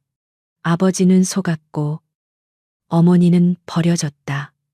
그리고 자신들은 그 모든 거짓말의 증거로 태어나 20년간 지옥에서 살아남았다. 모든 원망과 분노의 화살이 단 한 사람. 저 문 안에 할머니라는 괴물에게로 향했다. 하늘아. 그 소란을 듣고 달려온 달미와 별이가 복도 바닥에 주저앉아 웃고 있는 하늘을 발견하고 경악했다. 그 순간 응접실 문이 열렸다. 넋이 나간 태준과 여전히 얼음처럼 차가운 민효린이 문 앞에 서 있었다. 그리고 그들은 20년의 진실을 모두 알아버린 채 증오와 절망으로 완전히 망가져버린 하늘의 텅 빈 눈동자와 마주쳤다. 응접실 문 앞에서 20년의 진실이 만들어낸 세 개의 일그러진 그림자가 마주했다. 모든 것을 잃은 아버지 강태준, 모든 것을 파괴한 할머니 민효린, 그리고 모든 것을 알아버린 딸 이마늘. 하늘의 공허한 웃음소리가 복도에 울려 퍼졌다. 그녀는 무너진 태준을, 그리고 그 뒤에 선 얼음 같은 민 회장을 번갈아 보았다. 그래서 하늘이 마른 입술을 떼었. 그녀의 목소리는 텅 비어 있었. 이제 어쩔 건데요. 그녀는 혜성이가 누워있는 중환자실을 손가락으로 가리켰다. 저 아이, 당신 딸, 내 동생. 당신 신장이 없으면 2주 안에 죽어. 어쩔 거냐고. 태주는 고개를 들었다. 그의 눈은 핏발이 서 있었지만 그 안에 깃든 것은 절망이 아닌 무섭도록 차가운 결이었다. 살릴 거다. 무슨 짓을 해서라도, 무슨 짓 하늘이 다시 비웃었다. 돈 아니면 아버지로서의 권리. 그녀는 태준에게 한 걸음 다가갔다. 그녀의 눈동자에는 20년의 증오가 담겨 있었다. 당신이 우리 아빠가 되고 싶어, 혜성이를 살리고 싶어. 그녀는 태준 뒤에 선 민효린을 턱짓으로 가리켰다. 그럼 증명해. 하늘아. 달미가 그녀의 팔을 잡으며 말렸지만 하늘은 뿌리쳤다. 증명하라고. 당신이 우리 엄마 눈물과 우리 20년 지옥 위에 세운 그 모든 것. 저 여자가 당신 손에 쥐어준 그 태양이라는 제국. 다 버려. 그것은 협상이 아니었다. 그것은 저주이자 불가능한 요구였다. 우리가 겪었던 것처럼 당신도 모든 걸 잃어봐. 우리가 그랬던 것처럼 바닥까지 떨어져 보라고. 그 여자 손에서 벗어나. 그게 당신이 아버지가 될 수 있는 유일한 자격이야. 하늘은 스스로도 자신이 무슨 말을 하는지 몰랐다. 그녀는 그저 이 남자가 자신과 같은 고통을 느끼길 바랐을 뿐이다. 그녀는 그가 절대 그럴 리 없다고 확신했. 저 수조원의 제국을 포기할 리가. 태준아. 미쳤느냐. 민효린이 아들의 팔을 잡으며 소리쳤다. 저 천한 것의 말에 노란하지 마. 네가 이룬 모든 것이야. 태준은 어머니의 손을 조용히 하지만 단호하게 뿌리쳤다. 그는 한순간도 망설이지 않았다. 그는 하늘의 눈을 똑바로 바라보았다. 그 눈빛은 예 혹은 아니오를 넘어선 이미 모든 것을 결정한 자의 눈빛이었다. 그는 조용히 고개를 끄덕였다. 그는 하늘을 지나쳐 복도 끝에 서 있던 김비서에게 향했다. 김비서는 이 모든 상황을 믿을 수 없다는 표정으로 지켜보고 있었다. 김비서. 태준의 목소리는 낮고 단호했다. 지금 즉시 긴급 기자회견을 소집해 태양그룹 본사 로비에서 3시간 뒤. 김비서의 눈이 흔들렸다. 회장님. 지금 이 상황에서 무엇을 발표하시려? 내 전 재산 처분에 관해서다. 태준이 말을 잘랐다. 그리고 내 퇴임에 관해서. 회장님. 민효린이 달려와 그의 앞을 막아섰다. 안 된다. 강태준, 네가 지금 제정신이야. 너 혼자만의 회사가 아니야. 이 사회를. 태준은 그림자처럼 어머니를 지나쳤다. 그는 더 이상 그녀의 아들이 아니었다. 막으려 하신다면 어머니께서 저지른 모든 죄악을 저 기자회견장에서 낱낱이 밝힐 겁니다. 그의 발걸음은 멈추지 않았다. 그는 엘리베이터에 오르기 직전 복도에 얼어붙어 있는 세 자매를 돌아보았다. TV를 보고 있어. 그것이 그가 남긴 유일한 말이었다. 하늘, 달미, 별은 중환자실 앞 소파에 넋이 나간 채 앉아 있었다. 그들은 태준의 말을 믿지 않았다. 또 다른 속임수, 혹은 자신들을 굴복시키기 위한 쇼일 거라 생각했다. 3시간 뒤, 병실 구석에 걸린 작은 TV 화면이 긴급 속보로 바뀌었다. 태양그룹 본사 로비. 수백 명의 기자들이 전례 없는 혼란 속에서 웅성거리고 있었다. 단상 위로 강태준 회장이 걸어 나왔다. 그의 모습은 재벌 총수라고는 믿을 수 없을 만큼 초라했다. 흙먼지가 묻고 구겨진 수트, 빗발, 선, 눈, 면도도 하지 않은 헬쑥한 얼굴. 카메라 플래시가 폭탄처럼 터졌다. 태준은 마이크 앞에 섰다. 저는 오늘 태양그룹의 회장으로서가 아니라 한 명의 죄인으로서 이 자리에 섰습니다. 기자회견장은 물을 끼얹은 듯 조용해졌다. 저는 지난 20년간 제 인생 최대의 거짓말 속에서 살아왔습니다. 그는 모든 것을 고백했다.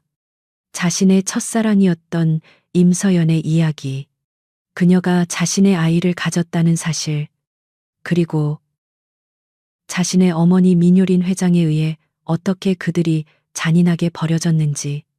제 아이들은 제가 이룩한 태양의 그늘 아래서 지난 20년간 가장 어둡고 차가운 지옥을 견뎌냈습니다. 그의 목소리가 떨렸지만 그는 멈추지 않았다. 저는 오늘부로 태양그룹 회장직에서 사퇴합니다. 기자들 사이에서 경악의 탄식이 터져 나왔다. 하지만 그것이 끝이 아니었다. 또한 제가 보유한 태양그룹의 모든 지분과 개인 재산 일체를 사회에 환원하겠습니다.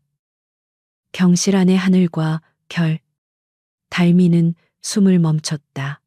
TV 화면 속에서 태준은 담담하게 말을 이었다. 이 재산은 제 첫사랑의 이름을 딴 임서연 재단을 설립하는 데 쓰일 것입니다. 대한민국 모든 고아들을 위해 사용될 것입니다. 그는 서류 한 장을 들어보였다. 이미 법적 절차가 끝난 주식 양도 증서였다. 수조 원. 대한민국 경제의 심장부와도 같은 지분이었다. 그는 그것을 정말로 버렸다. 저는 제가 살고 있는 집 한 채와 최소한의 생활비를 제외하고 모든 것을 내려놓습니다. 그는 카메라를 정면으로 응시했다. 그 시선은 TV를 넘어 병실에 있는 하늘에게로 향하는 듯했다. 이것은 처벌이 아닙니다. 속죄의 시작일 뿐입니다. 오늘부터 저는 강태준 회장이 아닙니다. 그저 제 딸들의 아버지, 강태준입니다. 그는 마이크에서 물러나 90도로 허리를 숙였다. 수백 대의 카메라 플래시가 그의 머리 위로 폭발했다. 대한민국 전체가 충격에 빠졌다. 병원 TV 앞에서 별이 들고 있던 종이컵을 떨어뜨렸다. 달미는 입을 틀어막고 울음을 터뜨렸다. 그리고 이만을. 그녀는 떨리는 손으로 TV 화면을 쓰다듬었다. 화면 속 남자는 이제 아무것도 가진 것이 없었다. 자신들과 똑같이 기자회견장의 충격이 채가시기도 전 강태준은 병원으로 돌아왔다. 하지만 그의 모습은 더 이상 태양그룹의 황제가 아니었다. 수천만 원을 호가하던 맞춤 정장은 사라지고 그는 낯설고 헐렁한 창백한 하늘색 환자복을 입고 있었다. 그의 모든 것을 올가매던 권력의 갑옷이 벗겨진 지극히 평범하고 무력한 한 명의 남자가 서 있을 뿐이었다. 그는 수술실로 향하기 전 혜성이가 있는 소아 중환자실로 향했다. 아이는 막 수술실로 이동하기 위해 이동 침대에 눕혀져 있었다. 어제보다 붓기는 가라앉았지만 여전히 위태로워 보였다. 하지만 아이의 눈은 겉뜨여 있었다. 희미하게나마 초점이 그를 향했다. 하늘과 달미, 별이 붉게 부은 눈으로 침대 곁을 지키고 있었다. 그들은 환자복을 입은 태준을 보자 뭐라 설명할 수 없는 복잡한 감정에 휩싸였다. 증오와 경멸은 그가 모든 것을 버린 순간 그 힘을 잃었다. 남은 것은 지독한 혼란뿐이었다. 태주는 다른 자매들에게 눈길을 주지 않고 오직 혜성이에게만 다가갔다. 그는 조심스럽게 아이의 침대 옆에 무릎을 꿇었다. 20년 만에 그는 처음으로 딸의 눈높이에서 그녀를 마주했다. 혜성이는 낯선 남자를 바라보았다. 아이의 기억은 혼미했지만 어제 지옥 같던 옥탑방에서 자신을 안아들고 뛰었던 그 거칠지만 안전했던 품을 기억했다. 그리고 지금 이 남자의 눈은 슬퍼 보였다. 혜성이가 산소 마스크 너머로 앙상한 손을 겨우 들어 올렸다. 태주는 숨을 멈추고 떨리는 손으로 그 작은 손을 잡았다. 뼈밖에 남지 않은 차갑지만 분명한 온기였다. 혜성이의 파리한 입술이 미세하게 달싹였다. 아, 빠. 그것은 공기처럼 희미한 소리였다.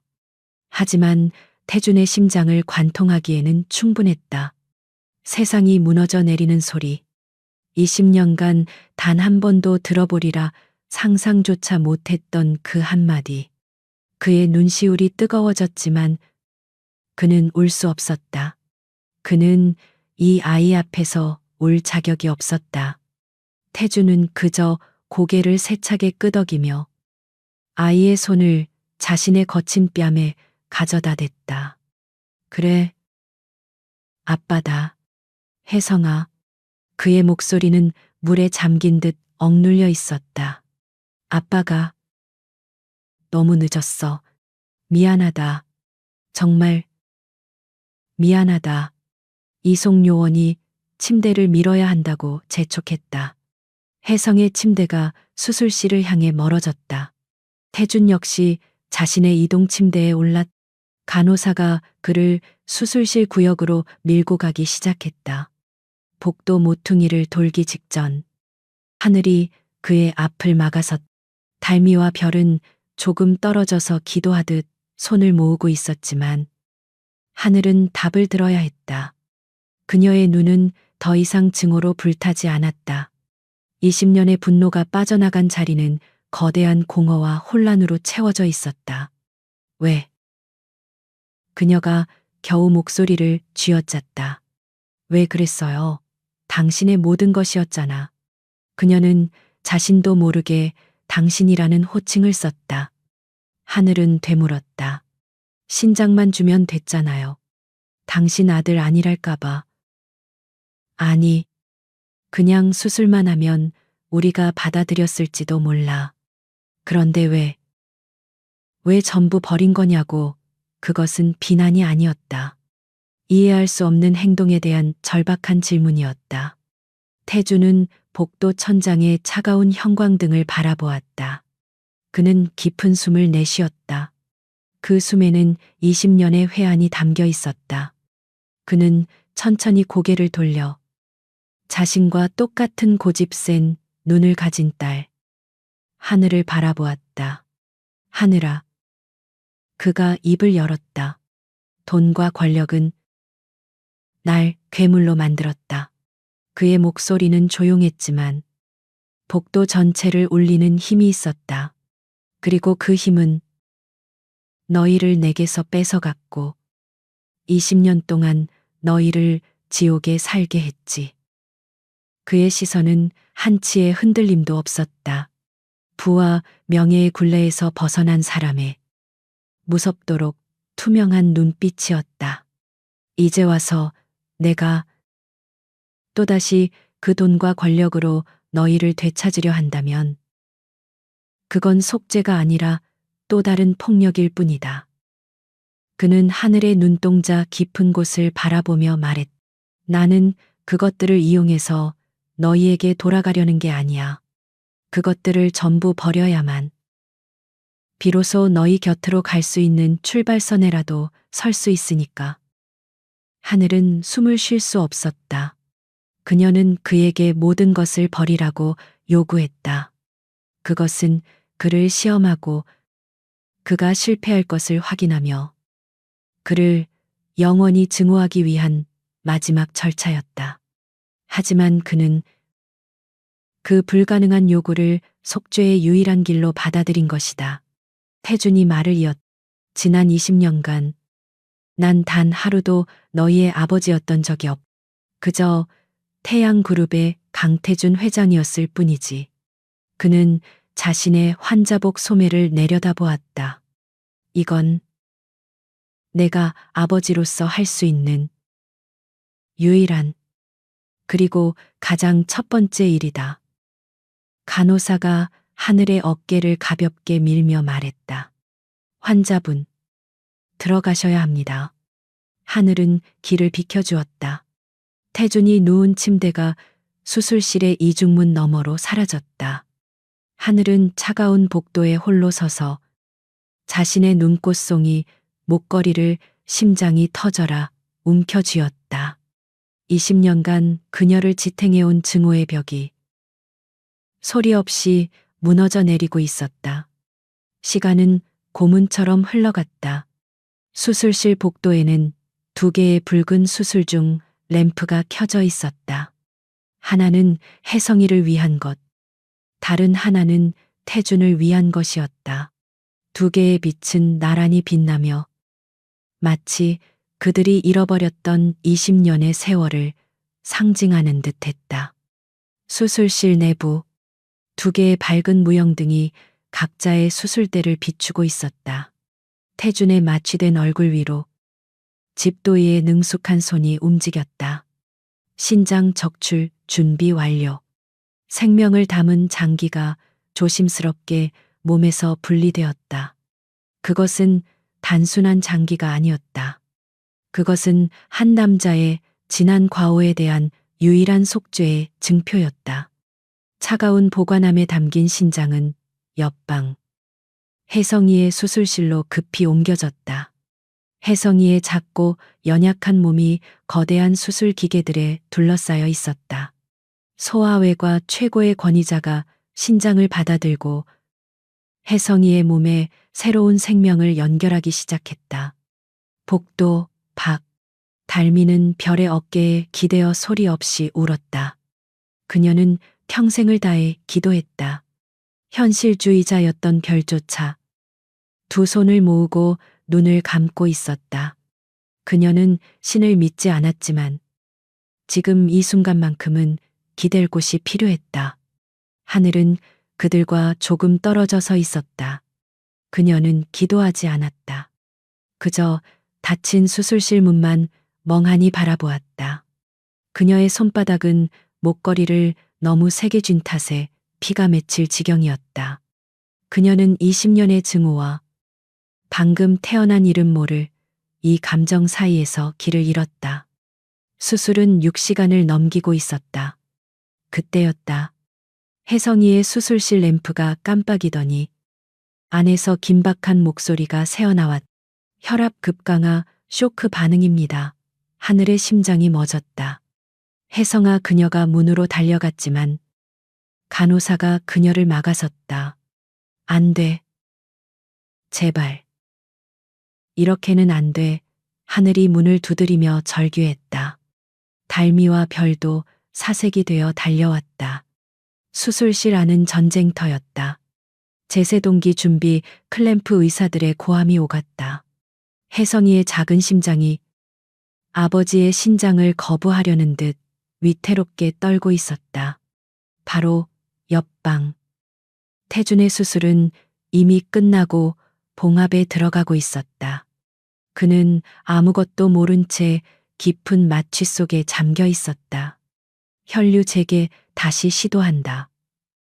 혜성이의 집도이가 마지막 결단을 내렸다. 모든 팀원이 숨을 죽였다. 모니터의 붉은 경고음이 천천히 안정을 되찾기 시작했다. 잡았다. 안정됐습니다.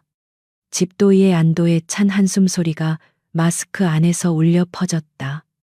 새로운 신장이 혜성이의 몸 안에서 힘차게 피를 받아들이기 시작했다. 기적이었다. 그리고 다시 영원 같은 몇 시간이 흘렀다. 마침내 두 개의 수술 중 램프가 동시에 꺼졌다. 문이 열리고 지친 기색이 역력한 집도이가 마스크를 벗으며 걸어 나왔다.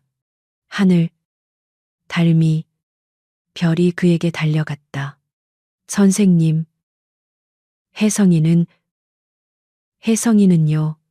의사는 피곤한 미소를 지었다. 수술은 성공입니다. 세 자매는 그 자리에 주저앉아 서로를 부둥켜 안고 울었다. 20년의 악몽이 끝나는 순간이었다. 혜성이는 회복 중입니다. 새 신장이 아주 건강하게 제 기능을 시작했습니다. 하늘은 바닥에 앉아 평생 참아왔던 눈물을 터뜨렸다. 온몸의 긴장이 풀리자 목소리조차 나오지 않는 오열이 터져 나왔다. 그녀는 떨리는 목소리로 마지막 질문을 던졌다. 그 사람은 강태준 씨는 어떻게 됐나요? 의사는 하늘을 따뜻한 눈으로 바라보았다. 기증자 역시 안정적입니다. 의사는 잠시 머뭇거리다가 말을 이었다. 수술은 아주 잘 됐습니다. 두 분 다 무사하십니다. 하늘은 고개를 숙였다. 그녀는 왜 우는지 몰랐다. 혜성이가 살았다는 기쁨 때문인지 아니면 자신들의 삶을 망가뜨린 그 남자가 무사하다는 안도감 때문인지 아버지라는 이름의 그 낯선 남자는 이제 생명의 은인이 되어 그녀의 삶에 다시 들어왔다. 시간은 상처 입은 영혼을 천천히 감싸 안으며 흘러갔다. 수술실의 붉은 램프가 꺼진 지 몇 달이 지났다. 계절이 바뀌고 지독했던 여름의 폭우는 기억 속으로 사라졌다.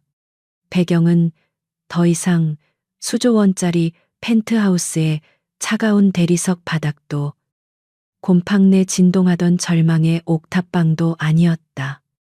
그곳은 서울 외곽 작은 정원이 딸린 아담한 2층 집이었다. 한때 태양의 황제였던 남자가 자신의 모든 것을 버리고 남겨둔 유일한 안식처였다. 집안에는 비싼 가구 대신 따뜻한 햇살과 서툰 웃음소리가 채워지고 있었다. 정원 한쪽 앵두나무 그늘 아래서 혜성이가 스케치북에 그림을 그리고 있었다. 아이는 더 이상 병색이 완연한 얼굴이 아니었다. 두 뺨은 건강한 혈색이 돌았고 눈은 반짝였다. 그녀는 놀랍도록 그림의 소질을 보였다. 20년 전 강태준이 그렸던 임서연의 초상화처럼. 와, 혜성이, 이거 정말 네가 그린 거야. 셋째, 달미가 흙이 묻은 앞치마를 닦으며 다가왔다. 그녀는 집 근처 상가에 작은 꽃집을 차렸다. 달미의 꽃방. 그것은 그녀의 평생 소원이었다. 그녀는 매일 아침 가장 예쁜 꽃을 골라 집안을 장식했다. 그럼 나중에 아빠보다 더 잘 그릴 거야. 혜성이가 자랑스럽게 웃었다. 아빠라는 단어가 이제는 제법 자연스럽게 그녀의 입에서 흘러나왔다. 그녀는 건강을 되찾은 후 잃어버렸던 20년의 유년기를 한꺼번에 보내는 듯했다. 2층 창문으로 둘째 별의 목소리가 들려왔다. 달미야, 나 경영학 원론 레포트 좀 도와줘. 숫자가 하나도 안 맞잖아. 별은 복학했다. 그녀는 태양그룹의 그늘이 아닌 자신의 힘으로 다시 시작하기 위해 경영학을 택했다. 그녀는 여전히 깐깐했지만 그 가시 돋친 말 속에는 이제 원망 대신 미래에 대한 의지가 담겨 있었다. 그리고 이 모든 소리의 중심, 주방. 그곳에는 가장 어색한 풍경이 펼쳐져 있었다. 아, 뜨거워. 강태준이 서툰 칼질을 하다가 손을 베일 뻔했다. 한때 수조원짜리 계약서에 사인하던 그의 손에는 어울리지 않는 노란색 고무장갑과 곰팡내, 나는 옥탑방에서 가져온 낡은 앞치마가 둘러져 있었다. 그는 요리를 배우고 있었다. 대한민국 경제를 좌지우지했던 남자는 지금 미역국 하나를 제대로 끓이지 못해 쩔쩔매고 있었다. 그는 회장직에서 물러난 후 급격히 늙어 보였지만 깊게 팬 주름살 사이로 비어져 나오는 미소는 그가 45년 평생 지어본 적 없는 진짜 행복이었다. 현관문 열리는 소리가 났다. 다녀왔습니다. 마디 하늘이었다. 그녀는 어머니의 이름을 딴 임서연 재단에서 일하고 있었다. 그녀는 버려진 아이들을 돕는 일에서 자신을 올감했던 20년의 상처를 스스로 치유하고 있었다. 그녀는 주방으로 들어섰다. 태준이 간장을 쏟으며 허둥대는 모습이 보였다. 오늘은 혜성이가 퇴원하고 처음 맞는 진짜 생일이었다. 태준은 딸에게 아빠가 끓여주는 천미역국을 선물하고 싶어 아침부터 주방을 엉망으로 만들고 있었다. 하늘은 그 모습을 잠시 말없이 바라보았다. 저 남자는 여전히 서툴렀고 여전히 완벽하지 않았다. 하지만 그는 노력하고 있었다. 그녀는 한숨을 쉬는 척하며 태준의 곁으로 다가갔다. 아빠. 태준이 화들짝 놀라며 고개를 들었다. 하늘은 아직도 그를 아빠라고 부르는 것이 어색했지만 오늘은 용기를 냈다. 그녀는 찬장을 가리켰다. 소금은 거기 있잖아요. 태준은 딸의 무심한 듯 다정한 지적에 17살 소년처럼 얼굴을 붉혔다. 그때 초인종이 울렸다. 모두의 시선이 현관으로 향했다. 문 앞에는 민효린 여사가 서 있었다. 그녀는 더 이상 화려한 그룹의 총수가 아니었다. 모든 경영일선에서 물러난 그녀는 그저 늙고 지친 한 명의 노파였다. 그녀의 손에는 오래된 사진 앨범 한 권이 들려 있었다. 그녀는 4명의 손녀딸과 앞치마를 두른 아들을 번갈아 보았다. 그녀는 오만했던 고개를 천천히 그리고 깊게 숙였다. 내가 다 망쳤다. 미안하다. 얘들아, 정말 미안하다. 그녀의 갈라진 목소리가 거실을 울렸다. 아무도 대답하지 않았다. 정적 속에서 하늘이 민효린의 손에 들린 앨범을 보았다. 앨범 표지에는 서연이와 함께라고 적혀 있었다. 하늘은 조용히 현관문을 활짝 열었다. 일단 들어오세요. 저녁 다 되어가요. 그것은 용서의 시작이었다. 그날 저녁 작은 식탁에 6명의 가족이 둘러앉았다. 어색했지만 누구도 그 자리를 피하지 않았다. 태준이 끓인 맛은 없지만 정성이 담긴 미역국이 각자의 그릇에 담겼다. 그들은 20년 만에 처음으로 함께 밥을 먹었다. 거실 벽난로 위 4개의 눈꽃송이 목걸이가 하나의 완벽한 꽃이 되어 작은 유리 액자 안에 담겨 있었다. 20년 동안 흩어져 있던 4개의 별이 마침내 서로의 자리를 찾아 따뜻한 빛을 내고 있었다. 수술실의 붉은 등이 꺼지고 1년이라는 시간이 흘렀다. 모든 것이 시작되었던 그 폭풍 우치던 밤과는 정반대로 눈부시게 맑은 가을 햇살이 내리쬐는 오후였다. 서울 근교의 한적한 언덕 위 잘 가꾸어진 잔디밭에는 임서연의 이름이 새겨진 작은 비석이 자리하고 있었다. 그 앞에 5 사람이 서 있었다. 강태준, 그리고 하늘, 달미, 별, 혜성. 1년 전만 해도 상상할 수 없었던 그림이었다.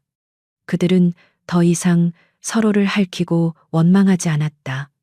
시간은 가장 날카로웠던 증오의 모서리를 둥글게 마모시켰다. 각자의 손에 들린 하얀 국화꽃이 차례로 비석 앞에 놓였다. 달미는 자신이 운영하는 꽃집에서 가장 예쁘게 핀 꽃을 가져왔다. 별은 1등을 한 성적표, 사본을 작은 돌멩이로 눌러두었다. 그리고 혜성, 아이는 자신이 그린 스케치북 한 장을 조심스럽게 내려놓았다. 그림 속에는 6 사람이 환하게 웃고 있었다. 아빠, 4명의 언니들, 그리고 한 번도 본 적 없는 엄마의 얼굴. 혜성이가 상상해서 그린 하늘과 꼭 닮은 미소를 짓고 있는 임서연의 모습이었다. 엄마, 저 혜성이에요. 이제 하나도 안 아파요. 아이의 목소리가 맑게 울렸다. 태주는 그 그림을 가만히 내려다보았다. 1년 사이 그는 더 늙었지만 그의 눈은 20년 전 서연을 사랑했던 그 청년의 눈처럼 맑아져 있었다. 그는 더 이상 태양의 회장이 아니었기에 비로소 진짜 태양을 마주할 수 있었다. 그는 비석을 손으로 쓸며 나지막이 속삭였다. 서연아, 내가 너무 늦었지. 미안해. 그리고 고마워. 아이들을 지켜줘서. 그때 하늘이 조용히 다가와 그의 손 위에 자신의 손을 포겠다. 그녀는 더 이상 분노의 찬소녀가 아니었다. 임서연 재단을 이끌며 그녀는 어머니의 고통을 이해하게 되었고 아버지의 회한을 받아들이게 되었다. 아빠, 그녀가 불렀다. 엄마도 지금 우리 보고 웃고 계실 거예요. 태주는 고개를 들어 하늘을 바라보았다. 자신의 모든 것을 버리고 나서야 비로소 얻게 된 세상에서 가장 소중한 딸. 그는 하늘의 손을 마주 잡았다. 그래, 너희 엄마는 분명 너희를 아주 자랑스러워 하실 거다. 그들은 다시 삶으로 돌아왔다. 강태주는 자신의 모든 경영 노하우를 임서연 재단의 지원을 받는 작은 사회적 기업들을 위해 쏟아부었다. 그는 돈을 버는 법이 아니라 돈으로 사람을 살리는 법을 다시 배웠다. 그는 태양이라는 거대한 제국을 잃었지만 내 딸이라는 4개의 따뜻한 우주를 얻었다. 달미의 꽃집은 동네 명물이 되었다. 별은 수석으로 졸업한 뒤 재단에 들어가 하늘의 든든한 오른팔이 되어 주었다. 혜성이는 자신의 첫 번째 작은 그림 전시회를 준비하고 있었다. 그리고 하늘, 그녀는 20년간 자신들을 짓눌렀던 어둠 속에서 마침내 스스로 빛을 내는 법을 배웠다. 가끔 그 작은 2층 집에는 민효린 여사가 찾아왔다. 그녀는 여전히 서툴렀고 용서를 구하는 법도 제대로 몰랐다. 하지만 그녀는 꼬박꼬박 혜성이의 병원 검진에 동행했고 별의 등록금을 몰래 내주려다 들키기도 했다. 얼어붙었던 시간은 아주 느리게 하지만 분명히 녹아내리고 있었다. 그들은 빗속의 4개의 별이었다. 지독한 폭우 속에서 태어났기에 그 존재조차 희미했다. 하지만 비가 그치고 어둠이 걷힌 지금 그들은 세상 누구보다 밝게 빛나고 있었다. 그들을 비추는 것은 거대한 기업, 태양의 인공적인 빛이 아니었다. 서로를 보듬는 가족이라는 진짜 태양의 온기였다. 시청자 여러분, 강태준과 빗속의 4개의 별 이야기는 여기까지입니다.